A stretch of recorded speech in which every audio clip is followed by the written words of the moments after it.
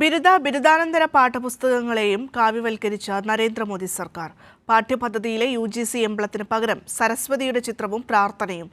Chemistry, കണക്ക് പാഠപുസ്തകങ്ങളിൽ പോലും ശാസ്ത്രീയ പിൻബലമില്ലാത്ത ഹിന്ദുത്വ ആശയങ്ങളും സിദ്ധാന്തങ്ങളും. പൊളിറ്റിക്കൽ സയൻസിൽ VD സവർക്കറും ദീൻദയാൽ ഉപാധ്യായയുമാണ് ദേശീയ പ്രസ്ഥാന നേതാക്കൾ.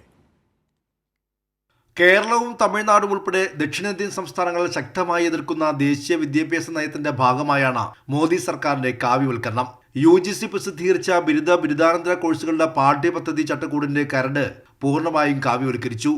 UGC എംബ്ലത്തിന് പകരം സരസ്വതി ദേവിയുടെ ചിത്രവും പ്രാർത്ഥനയുമാണ് ചട്ടക്കൂടിൽ ഇടം പിടിച്ചത്.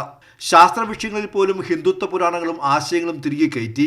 കെമിസ്ട്രി, കണക്ക് പാഠപുസ്തകങ്ങളിലും ശാസ്ത്രീയ പിൻബലമില്ലാത്ത ഹിന്ദുത്വ ആശയങ്ങളാണ് അധികവും. കെമിസ്ട്രിയിൽ കെമിക്കൽ നോളജ് ഇൻ ദേവദാസ് എന്ന അധ്യായത്തിൽ കുണ്ടലിനി സങ്കല്പം, കണാദ മഹർഷിയുടെ അറ്റോമിക് തിയറി, വേദങ്ങളിലെ ലോഹശാസ്ത്രം എന്നിവ ഉൾപ്പെടുത്തിയിട്ടുണ്ട്.